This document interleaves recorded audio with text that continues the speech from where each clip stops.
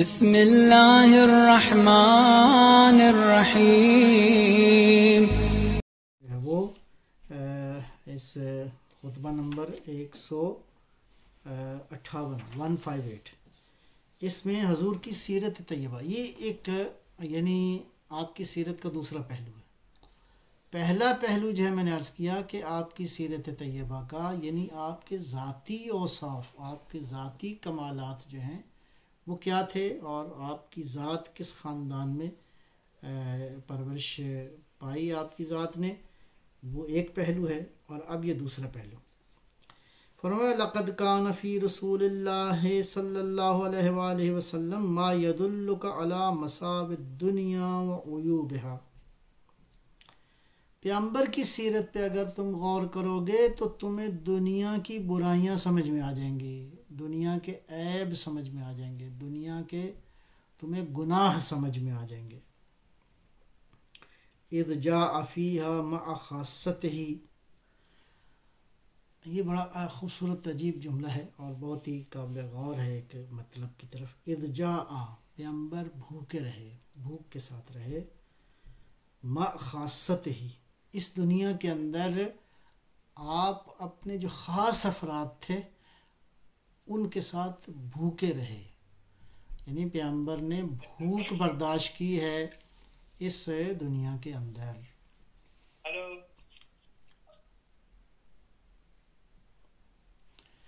اس دنیا کے اندر پیغمبر نے بھوک برداشت کی ہے، کس کے ساتھ؟ ما خاصت ہی، آپ کے جو خاص تعلق والے لوگ تھے، اور ظاہر ہے کہ یہ خاص تعلق والے لوگوں میں ایک بڑا ہی کامل مصداق جو ہے وہ اہل بیت علیہ السلام ہے، بھوکے رہے۔ وَزُوِيَتْ عَنْهُ زَخَارِفُهَا، اور دنیا کی جو زخارف ہیں، جو خزانے ہیں، دنیا کے جو دنیا کے اندر جو آسائشیں ہیں، دنیا کی جو آرائشیں ہیں، ان سے اللہ نے پیغمبر کو دور رکھا۔ مع عظیم زلفت ہی، جبکہ آپ کا مقام جو ہے بہت بلند، اس قدر بلند مقام کے ساتھ اللہ نے دنیا کی جو آسائشیں ہیں وہ آپ سے دور رکھیں۔ فَلْيَنْظُرْ نَاظِرٌ بِعَقْلِهِ، بس عاقل کو چاہیے کہ اس بات پہ غور کرے کہ پیغمبر کا رتبہ اتنا بلند تھا، پیغمبر بھوکے رہتے تھے، پیغمبر کی توجہ دنیا کی نعمتوں کی طرف نہیں تھی، دنیا کی طرف نہیں تھی، دنیا کی آسائشوں کی طرف نہیں تھی۔ تو عاقل ذرا اس پہ غور کرے۔ کیا غور کرے؟ اکرم اللہ محمد بذالک ام اہانہ، تو دو سوال ہیں، آیا پیغمبر اکرم کی ذات کو اللہ نے دنیا کی نعمتوں سے دور رکھا اور نہیں دیں، تو کیا اللہ نے اس سے پیغمبر کی عزت بڑھائی ہے، کرامت بخشی ہے، یا پیغمبر کی اللہ نے توہین کی ہے؟ مولا فرما رہے ہیں کہ ہر عاقل جو ہے اس بات کا سوال کرے۔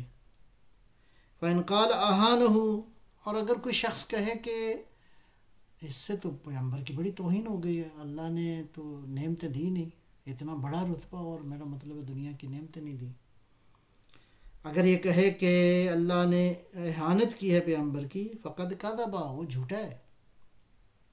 وَأَتَى بِالْإِفْكِ الْعَظِيمِ، اس نے بہت بڑا بہتان باندھا ہے پیغمبر کے اوپر۔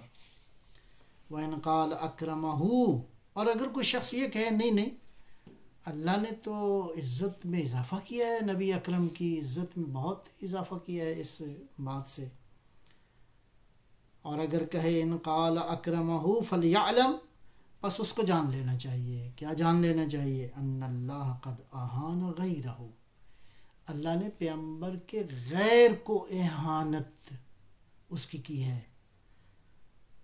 حیث بسط الدنیا لہو، جبکہ ساری دنیا اس کے لیے وسیع کر دیا ہے، جاؤ دنیا میں کھیلو، دنیا کے اندر ہی غرق رہو، دنیا کی محبت میں مبتلا رہو۔ وَزَوَاهَا عَنْ أَقْرَبِ النَّاسِ مِنْهُ،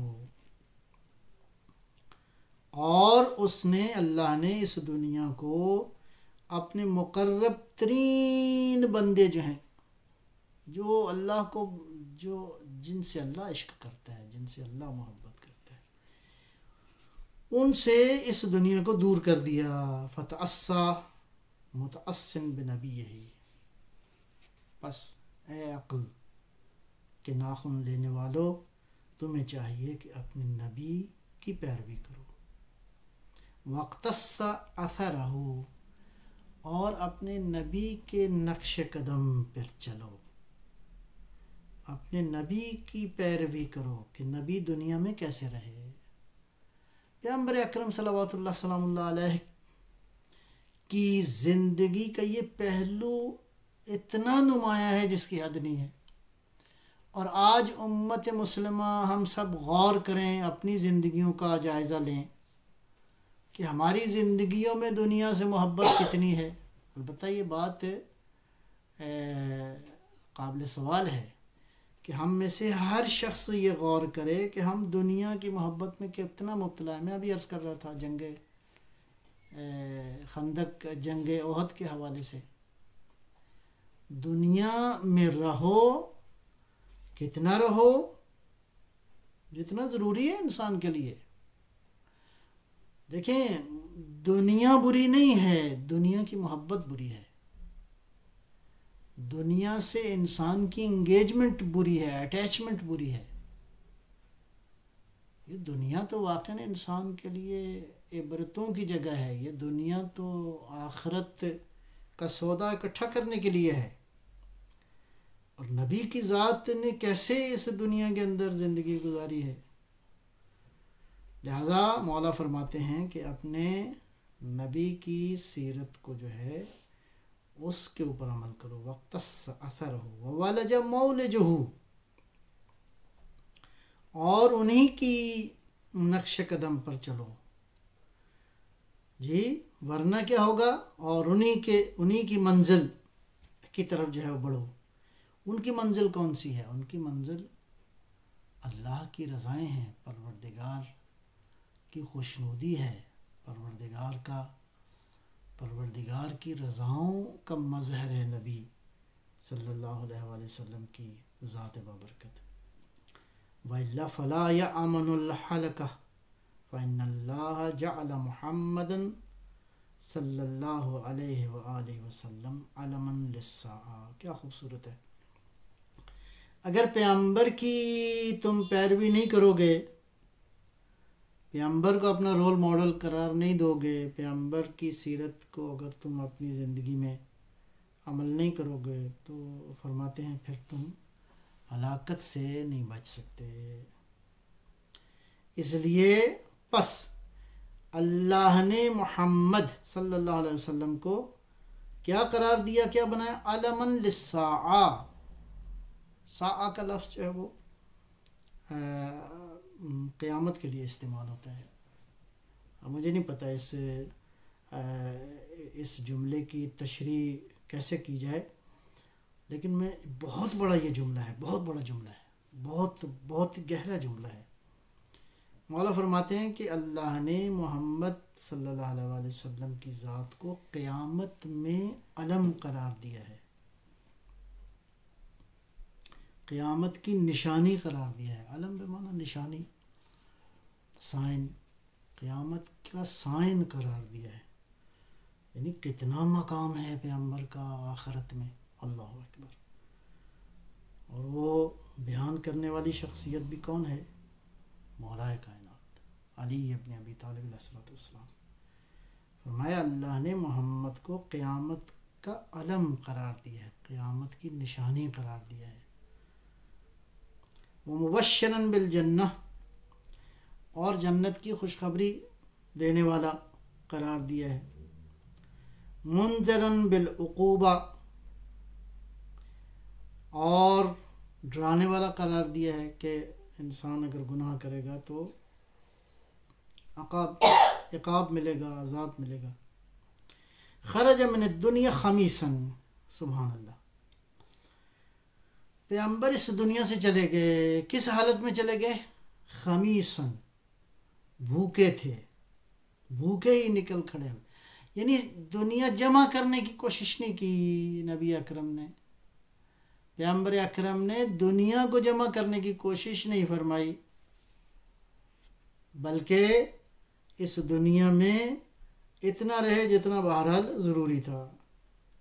وَوَرَدَ الْآخِرَةَ سَلِيمًا، سبحان اللہ، اور آخرت میں بالکل صحیح و سالم چلے گئے۔ یہ جملہ کیا ہے؟ یہ خود مولا کا جملہ یہاں پہ نظر آ رہا ہے کہ امیر المومنین علیہ الصلوۃ والسلام کے سر اقدس پہ جب تلوار لگی تو کیا فرمایا؟ فزت ورب الکعبہ، خدا کی قسم، رب کعبہ کی قسم، میں کامیاب ہو گیا۔ مولا کیا فرماتے ہیں؟ وارد الآخرت سلیما، آخرت کی طرف پیغمبر جو ہے وہ انتہائی سلامتی کے ساتھ جو ہے وہ وارد ہو گئے۔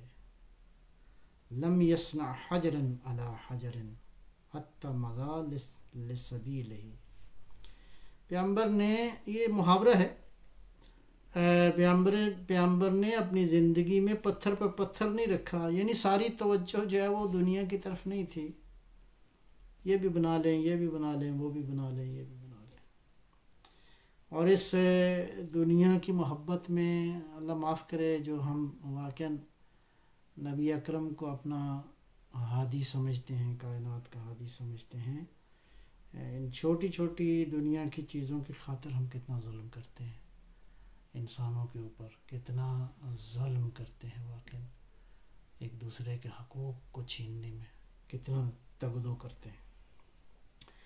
فرماتے ہیں کہ پیغمبر نے پتھر پہ پتھر جمع نہیں کیا، اور حتی مضى لسبیلہ، یہاں تک کہ اپنے راستے کی طرف جو ہے وہ چلے گئے۔ وَأَجَابَ دَاعِيَ رَبِّهِ، اور اللہ کی طرف سے جب بلاوا آیا تو اس بلاوے پر پیغمبر نے لبیک کہا۔ کتنے سکون کے ساتھ پیغمبر دنیا سے چلے گئے۔ اس فرمان، اس یہ جو بیان مولا امیر المومنین علیہ الصلوۃ والسلام نے بیان فرمایا، اللہ اکبر۔ میں اسی خطبے کے ایک اور جملہ میں عرض کرتا ہوں آپ کی خدمت میں کہ پیغمبر نے کس طرح دنیا جو ہے وہ گزاری۔ مولا فرماتے ہیں لقد رقعت مدرعتی هذه حتى استحييت من راقعها، پیغمبر کی قمیص پہ پیوند اتنے لگے ہوتے تھے کہ خدا کی قسم مجھے مزید پیوند اس قمیص پر لگانے میں شرم آنا شروع ہو گئی کہ پیغمبر جو ہے وہ اس دنیا کے اندر جو ہے وہ۔ بہرحال یہاں پہ اگر کوئی سوالات پیدا ہونے چاہیے، آپ کے ذہن میں آنے چاہیے، اور وہ سوالات آپ کریں گے تو انشاءاللہ ان سوالوں کے جوابات کی روشنی میں مزید کچھ گفتگو میں عرض کروں گا۔